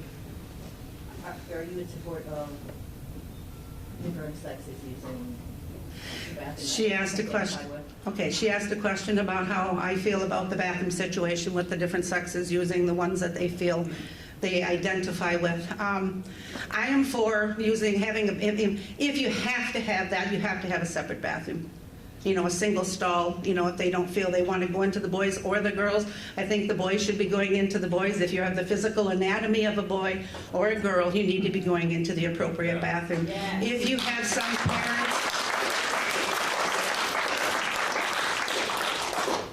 some parents, who, because I know there's parents who wear costumes too. One of my sister's co-workers wears an Eeyore costume, tail and all, to work.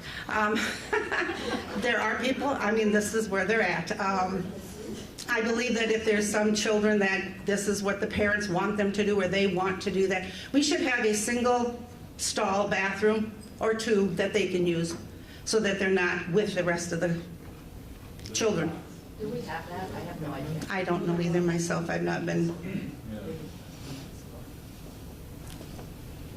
Any other questions? Here's some over Yes. here. Yes. A lot of, Okay.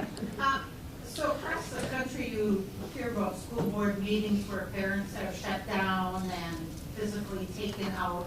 As a school board member, how would you handle that situation when the majority of our school board may not, they agree with kicking people out and having police there and such? How would you handle it, and how would you stand up for the parents that really want and need to be heard? And that could be for anybody that could address it when they're up there too. Okay, the question was asked, how would I handle it if, because we see pictures on the media of some boards where the police are there and they don't, they kick the parents out and they try to cause all these issues.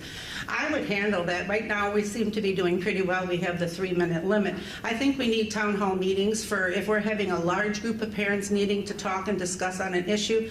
I think we need to take that to a town hall meeting, maybe before the board, so that their voices can be heard and the board can understand where they're coming from and then act on it accordingly. Because I don't believe police should be there. I don't believe you should be kicking people out. I believe everybody should have a say-so in what they need to say.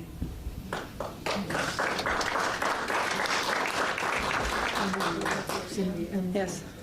A lot of people, Okay. a lot of people have been talking about making sure that parents have a right to know about what's going on with the kids and talking to what's going on with the kids. But what do you do with the parents that aren't involved? You have a lot of teachers that, I went to a parent-teacher conference, and that was the biggest thing that they complimented on, was the fact that me and my ex-husband email back when they email me about the children. We actually communicate back with the teachers. Do you have any way that you could think to try and encourage parents to be involved with their kids to help bridge that gap? The question is do I have a resolution as to how to get more parents involved with their children? That's a difficult one. But I think it could be bridged with these town hall meetings. I think it could be bridged because most parents aren't involved because they don't feel a need to be involved. They don't want to see problems. They hear about problems. A lot of people avoid. They have this avoidance complex thing about having to just avoid things. And I think if, going to board meetings is not possible or intimidating to them, a town hall meeting, maybe several of them, and so if it gets to be too large, cut them up into smaller ones so that people aren't feeling intimidated. And I think you'd get more people understanding that the need for involvement is there. The need for their, whether it's good, bad, or otherwise, they need to be involved with their children. Brock. So in Portage County, Wisconsin, we were able to get our school board charged with open meetings policy violations, not once, twice. One time they made us stand outside in the rain with laptops.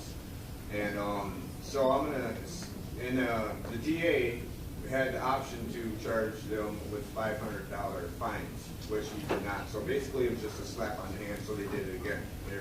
There was no accountability. Would you be an advocate for harsher penalties or mandatory penalties for school boards that do violate the open meetings policies? Okay, the question would be is whether I would be an advocate for harsher penalties for school board violations. Yeah, I think I would. I think people need to understand that the law has to be followed by everybody, including the school board. I think sometimes the school board members are there so long it's become their little baby, and they don't see anything outside of it. They don't see that other people can add benefit to it, or if it's questioned, they get upset because they know everything as far as they're concerned. They're the parent of the school board, and it's just not the way it should be.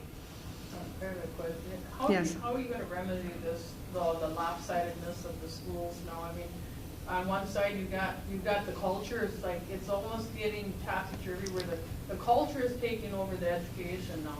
So now you have no education hardly and all culture. I mean, it's all about, whether, you're some, I don't know, some kind of gender or whatever else, and, identifying?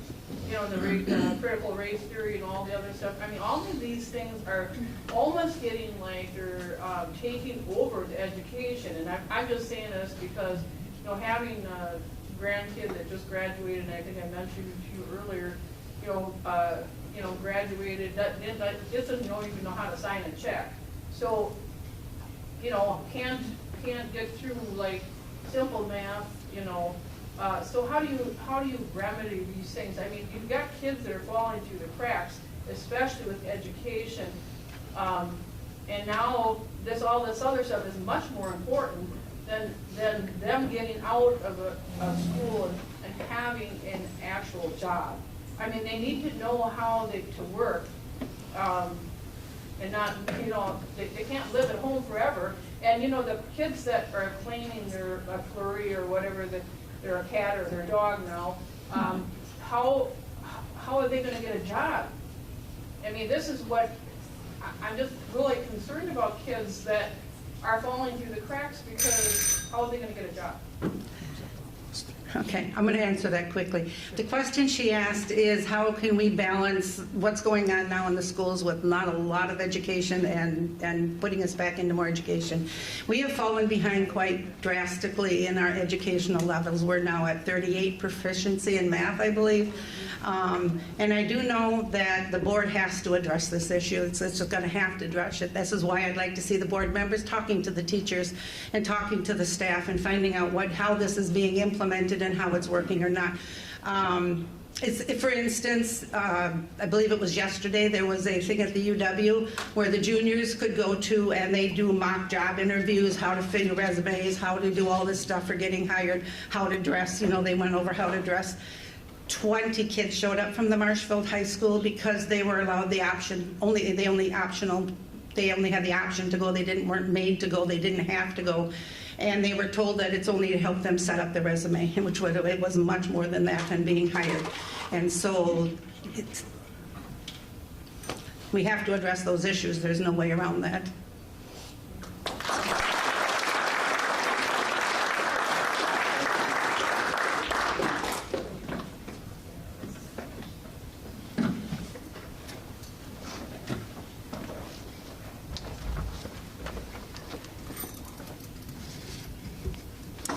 Hi, my name is Tara Tremelling. I was born and raised in Marshfield, and I am a 2003 graduate of Marshfield High School. My biggest driver for running for school board this election is because I'm going to be a first-time aunt. My sister's going to have a baby, and shortly after she found out, my first thought was, we need to homeschool her. I did not want her to have to go through the school system that is not the same school system I went through. When I went to senior high, it was, you felt really proud. You had that hometown pride of, being a Marshfield Tiger. We had a great education system. We had great athletics. We had just a great community within school. You felt safe inside those four walls. And so many times we are finding out and hearing stories about how untrue that is now. And unfortunately, there are a lot of parents out there that are trying to advocate for their kids and be a voice for them, and they're not being heard. So I think it's really important to be a voice. I have the ability to run for this position. I have the ability to be the voice for my sister, for my cousin, for my friend who needs help with their child in school and isn't getting it. They're not getting answers to their questions. They're not getting any calls back when they try to reach out to anybody within the school system, whether it be teachers, principals, the superintendent. I think that, not to repeat transparency again, but I just think that that is the top priority. Our parents need to know what it is that their children are learning. They need to know what's in the curriculum, and they need to feel comfortable with that information being taught to their child. Anything that they're uncomfortable with, they should be able to bring to the teacher. If they're not getting the information that they need from the teacher, they should be able to reach out to, whether it be the principal or the superintendent or somebody on the school board. We should all be able to provide the answers to their questions that they have. These are their kids. It's their most precious commodity. And when you are on a school board, or if you're a teacher or part of the administration, you are being trusted to protect that child. And currently, with the lack of transparency, with the lack of safety in our schools, we're not seeing that happen. There's a lot of violence that is going really, unpunished, and that is another big driver for me as well, because you should feel safe when you go to school. And as a parent, when you drop your kid off every day, you should not have to worry about what phone call you might get before the school day lets out. So those are my biggest factors for wanting to get in there and wanting to just make everything a better place. There should be no hesitation in anybody reaching out. We shouldn't have to fight to get answers to our questions, and we should be able to all work together for the kids. That's why we're there, right? I don't see why it's so hard for the current school board and members that are on it to be able to provide what they were elected to provide. They are there because we felt that they would be the ones that could give us the best opportunity and our children the best opportunity. And if they're not doing that, we need to figure out why, and we need to change it. So that's me in a nutshell, I guess. Does anybody have any questions for me on any of the stuff I went over? There's one over here. Oh, you got one there. Okay. There's another. Go ahead, Mike. There seems to be a perception that I feel with the schools that the school board, the teachers, the entire encapsulated system of the school district has forgotten that we own the schools and we pay for the schools. Yes. Yep, I agree. Yes. My question to you is, I know personally myself and others have had a very difficult time getting open records requests filled, and they have not received the support they need from the DA, by the way. What will you do in that situation to promote those answers to come to the people that we need to see, because we're not getting the support elsewhere? Can you repeat his question? Oh, sure. He is wondering, he's asking how we would provide the support that people need because they're doing open records requests and they're not getting the support that they need to get the answers. Quite frankly, you shouldn't have to do an open records request to get the answers to your questions. There should be enough transparency within the board and within the school system that you don't have to do that. These are your kids. You should be able to get that information simply by asking. But we don't. So if you're not, that's a problem. And I guess we need to look at why. Is it the board that's not being honest and coming forth and giving you the information you need? And if that's the case, if they're the ones not providing answers, why not? What are they hiding? So then I guess that's where it comes in that, you know, that's why us ladies are running, because you should be able to come to us and we should be able to tell you exactly what you want to know. And if we have to say, I'm sorry, I don't have that answer, but I will find out for you. Because there should be no reason that anything is hidden and, you know, all hush hush and behind closed doors. I wish And you should not have to. That's wrong. Oh, yep. How many seats are open on your school board? There are 2 seats currently going to be open. Well, yeah, there's 2 seats. Are you running as, are you teaming up at all, or it was successfully done in Wausau? Oh, yeah, okay, so her question was how many open seats are there and if we're teaming up at all, because it was successful in Wausau when they did it. So there's 2 open seats, and the 4 of us, we are running, you know, we are running our own campaigns, but at the same time, we have a lot of the same exact beliefs. We have a lot of the same foundation in what it is that we feel needs to happen within these schools. So I would say in a way, we are kind of a team, yeah, because we want the same things. We want the best possible outcome. Oh, yep.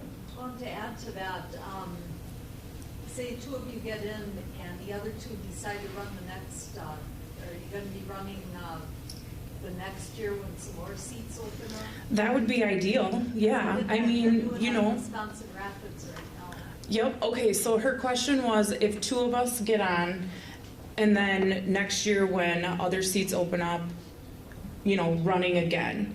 And I said that would be ideal because really we would like to get more common sense and well-rounded individuals on the school board that can actually have honest and open discussions about what needs to be done and how we're going to do it that best impacts the community, the parents, the teachers.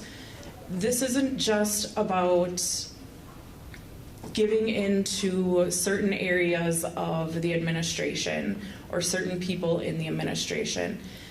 This is an all hands on deck thing, and we all need to be part of making excellent decisions. So hopefully what we can make happen is we slowly turn those seats over and get people that are willing to work together, that are willing to see both sides of every issue so the right decision can be made. So, yeah, I think that would be... There's one over there. Oh. Yes, Jeannie? Yep. Could you explain the voting procedure? Is a little confusing. So there's 2 incumbents that are up for re-election, and we voted February 21st for how many? And then who moves on? Okay, so her question was how the voting process works since there's 2 seats and there are 6 people running. So from what we've been told, each, you can vote for 2 candidates. So, and of those 2, there's a total of 4 that will go to the April election. So, you know, if we all 4 made it to the April election, then 2 of us will be your new school board members. So that would be wonderful. But yeah, so that's how it works. You can vote for 2, and then a total of 4 will go to... The top four. Yep, sorry. Yes, top four. And it's my understanding that the other two are males. Yes. The other two are males, yes. Were they invited here? Yes. Yes, Yes. but they had other commitments. Yes. The question was, were the two incumbent male candidates invited to this forum? And the answer is yes, but they had prior commitments and opted not to come. Thank you. Mhm. Doing great. Thanks. Any other questions? Yes. I like the goal of changing until you get well, maybe a majority of conservatives on there. What will you do now to work with the board to bring about change as a unit for the good of the education of our children and the support of our teachers and staff? So the question was what we can do now before we actually have a chance to turn the board over to make positive changes for the students and staff. Is that okay? So I think what we need to do is we need to start by actually having conversations. We cannot go into these meetings already thinking, well, this is what I'm going to decide. We need to keep an open mind, right? Like that's the only way that you can have a genuine conversation about what you'd like to achieve. So for me, I think that is the biggest thing, is actually having a conversation. And if somebody feels very strongly one way or the other about something, you know, I can understand how people don't necessarily like to hear something that a dissenting opinion. They don't want to hear something that they don't like to hear. However, I don't think currently, other than Kathy, they're getting a lot of dissenting opinions, and they need that because currently it seems to be that they have like a one-track mind, like this is what we're doing because this is what we've always done. Well, we don't need what you've always done because it's not working right now. So even though we would not have a majority just yet, I still think it's important that we drive home our feelings, our thoughts, and what we're hearing from the parents and the students and the teachers and what they need, because one person can't do it by themselves. So even if we have two, hopefully three, it's still three strong voices that are able to potentially be a voice of reason. Good.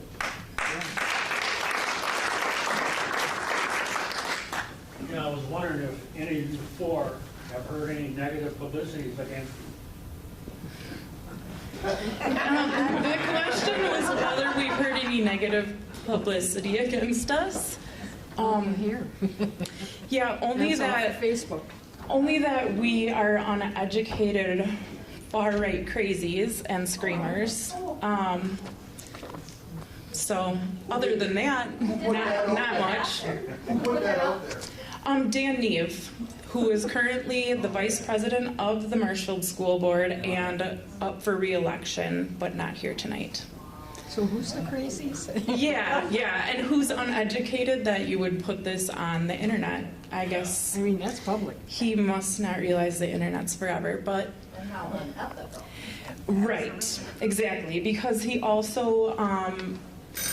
Oops, sorry. But go That's ahead. okay. No, He no. also made comments that were referring to Kathy, who is on the school board, which is completely unethical, and simply because he doesn't agree with her opinions. So that's not okay. Okay. You can ask me after.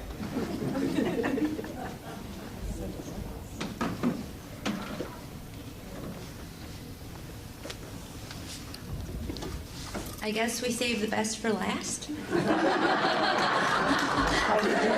I don't know. Well, my name's Nicole Forrest. I'm from Stratford, Wisconsin. That's where I grew up. I graduated a couple decades ago. I went to UW Stevens Point, and I have a degree in business administration with a minor in psychology.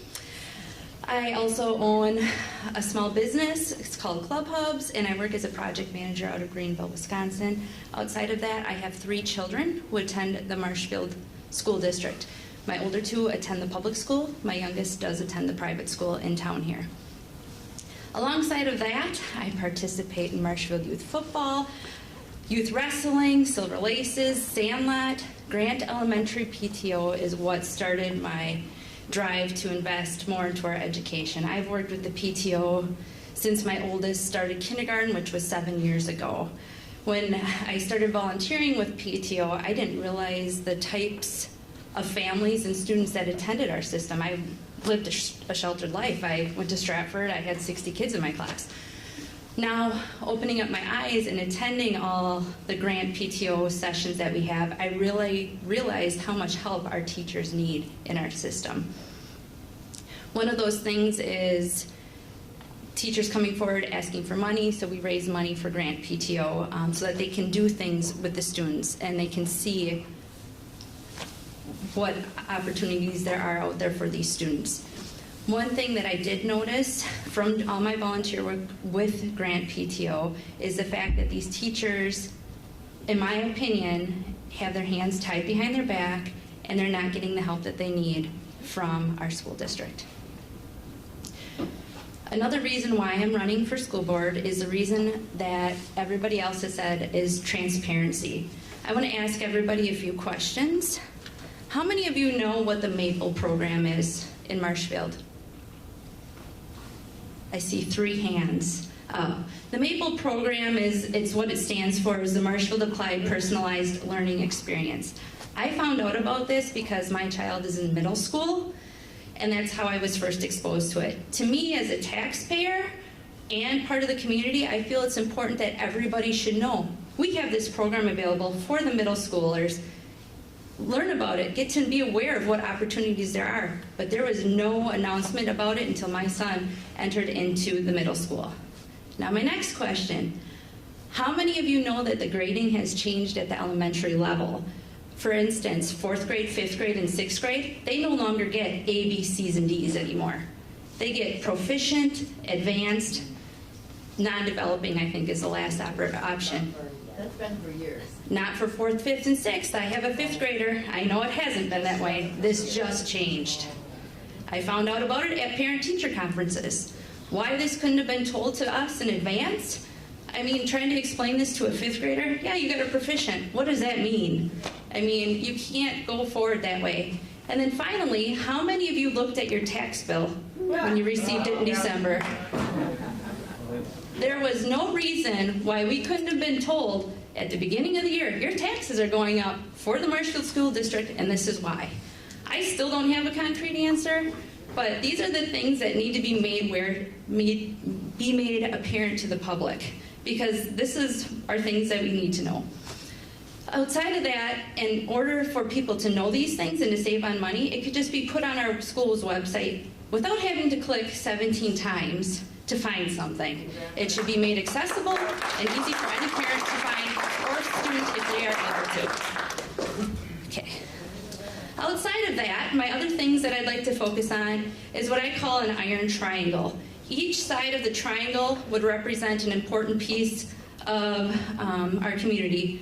One of those sides of the triangles would be the teachers, another side would be the board, and the last side would be the taxpayers. We all need to work together in order to be successful for our students and come to agreement on how we can get to achieve our goal of having a great education and allowing students to attend extracurricular activities and make sure that they know what's going on in our community. So with that said, that's what I have to present for being a candidate for the school board. I just wanted to mention, I do like the idea of being able to opt out of certain things. Are you in favor of that? I mean, so that if the kids want to opt out of things, or the parents want their child to opt out of a certain class, how do you feel about that? The question is, how do I feel about having the parent allowing the parent to choose if they want to like critical out race of a or whatever, stuff like that. out of a They don't want class? Their child being in that kind of class, you know, whether it could be sex ed class or whatever. If they don't want them involved in those classes, how do you feel about that? I feel that should be the parent's decision if they want their child to be part of a class or not.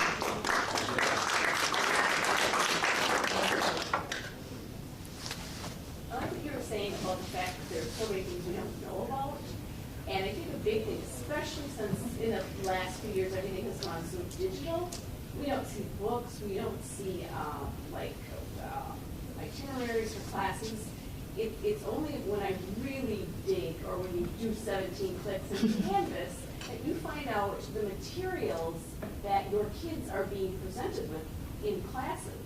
And I would like to see much more transparency, or the class itinerary sent home to see what are your kids reading, what are the objectives in every class, because I feel it's especially secretive now that everything is digital. So do you think you could do something with that on the board to push for that? I'm going to try to sum up that question. How do you... Actually, I'm going to have you repeat it because I forgot half the words that you said. It's just, especially now that everything is on the iPad, everything's digital, everything's electronic. Parents have no idea what their kids are doing because you don't see the worksheets come home. And the things that I have seen, it's sort of been by chance, articles that my kids are being sent home to read about critical race theory and things like that.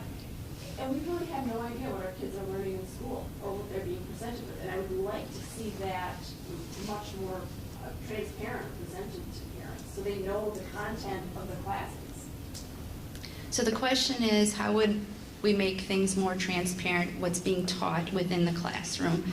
My answer is, it should be available for any parent, any taxpayer, online on our school's website, where people can click on and say, oh, this is what they're reading about. This is the topic of the week within English or science or history, along those lines. An itinerary would be efficient too, but it has to be a detailed itinerary. Right. That's the key point there. Yes.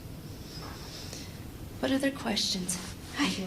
With the new way they are grading currently in the elementary school, are you aware they are moving that to the middle school next year? I am not. Oh, the question is, with how are you aware of But when they move it to because my son is in 6th grade going into 7th, and currently you get a not learned it yet, you can't get an F. Okay? And it's a learning curve right now for the teachers and the students. The students aren't liking it, and it was a complete blindsided when I went to parent-teacher conference. Me too. And when we did parent-teacher conference on Tuesday, they are discussing that, far as the teachers are aware, 7th and 8th grade will be graded the same way next year. But once you hit high school, you're back to a regular grade, and they do not have plans to change the high school grading system. And the teachers seem very concerned that the children are not going to understand that you need to complete all of your work, even though, because once you hit high school, you're back to a grading system. Mm-hmm. So the question was, are you aware that the elementary grading system will be implemented at the middle school system? My answer is no, I was not aware. My 7th grader has not been provided information for registration next year, so I'm assuming I will find out about that soon and probably find out the hard way, just like she did. Also along the fact that there is no equivalent of that in high school. When you get to the high school level, it goes right to letter grade A, B, C, D. So I feel like this conversation needs to be held and talked about, why did we change this? What was the reasoning behind it? I have not gotten that reasoning, and I also feel like that should not be the teacher's responsibility. The teacher's job is to teach. This should have came from the top down and presented that way. I think part of the problem is a lot of things are coming from the state level, whether it be EGRS or DPI or whatever. And, social justice is where this grading system is coming from, because grades are unfair to some people. Well, then why would other schools be able to still grade and not Marshfield? So the question was regarding social injustice using lettering grades here in Marshfield because it's not fair. And my challenge is, well, why is every other school able to do it and not us? Our kids don't understand. I, as a parent, feel that it's like a job appraisal. Oh, you're proficient. Great. I want to see, well, here's your metric. You're at 92%. Let's see if we can get that to 100%. Or you're at 78%. Let's see if we can get that up to 89%.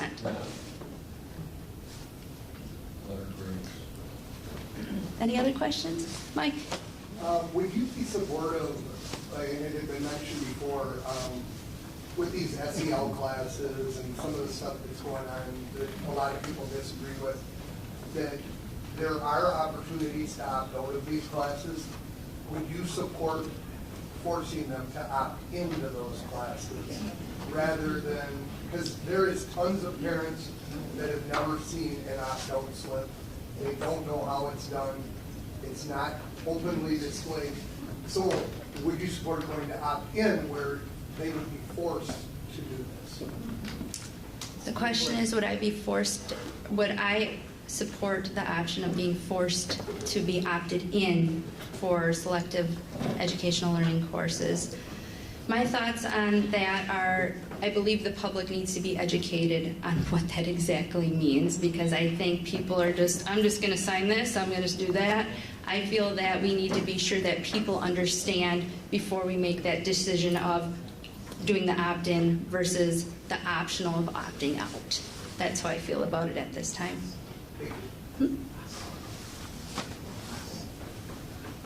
Talking about things like Mike brought up SEL, I think there's a lot of parents who don't even understand what that means. They don't know what the initials mean. They don't understand what's hanging in the schools. They don't understand what's hanging in your classrooms. If I said to many of you, here, do you know what the gender unicorn is? There would be a lot of people who would say no. So the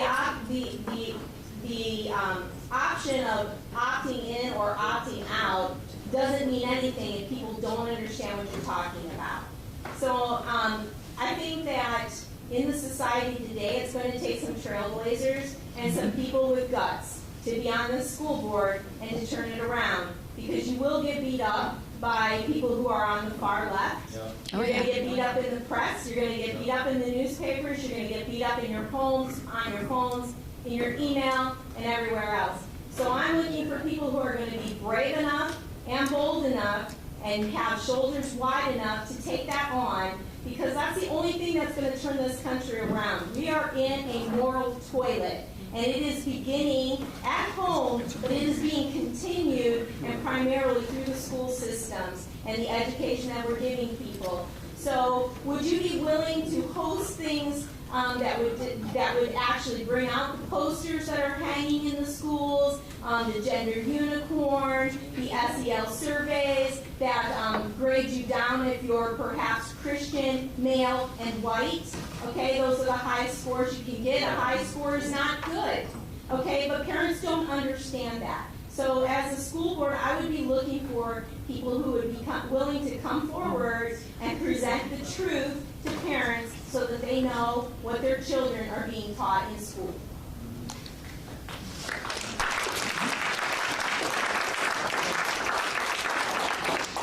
And with that said, when I present things to the school board, I've gone to school board meetings, I've presented facts, brought things forward, explained my concerns, and I did have follow-up from the principal, and I also did have follow-up from Dr. Ryan Christensen. However, we did not agree with that said. And I also did email the school board in the past before Kathy was on, and I had only one person respond to me. To me, if you're a school board member, you need to be responsive, and that's missing right now as well. So. You guys are already blacklisted. I've got this on my email. The 4 women running for school board in Marshfield have all been endorsed by Moms for Liberty, and they sent me a Newsweek article. And then after that, they talked about the ideology of the candidates. Here it was. I heard that whoever runs, it was in an On Focus article, and the person was positive about before candidates. And this person said, I heard that whoever runs On Focus Marshfield was of that mind, and who was pushing that ideology. I did not read that article on Focus. I glanced at it, and I didn't read the comments because my thoughts are people who don't agree with me, they're going to blast me on the internet, and it's fine. If that makes you feel better being a keyboard warrior, more power to you. I did have a couple people actually personally reach out who we don't necessarily agree with, but we were civil with each other, and we said, okay, sounds like a plan. They came out and asked me my thoughts. They came out and reached out to me versus just sitting behind the computer trying to start drama and stir up Facebook, Twitter messages and whatnot. But Social media. This is from teachers. This is from teachers. Oh, it's from teachers. Well, I hope that teacher reaches out to me so I can talk to him or her. Teachers. Oh, plural then, all of them. I'm more than willing to talk to anybody. With you having No more. children in The the time's up, sorry. I can talk to you after. I think, right?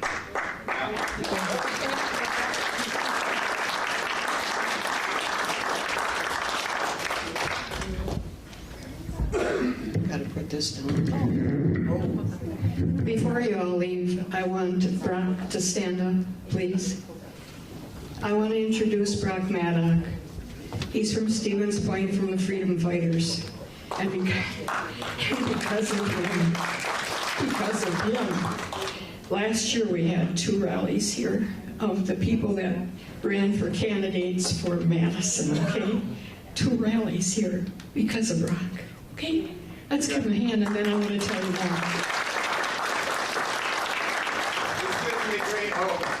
The first meeting I met over 2 years ago, there was like 20 people here. Tonight I counted almost 60.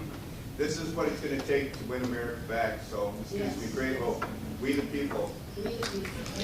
Now, next month, I want all of you to come on the 9th of March, which is the 2nd Thursday of the month, like we always are here. We've been doing this for many years now. Every 2nd Thursday of the month, we've had speakers every time. Well, Brock is going to come here March 9th, okay? Be here. Thank you for coming. We love you all. God bless America.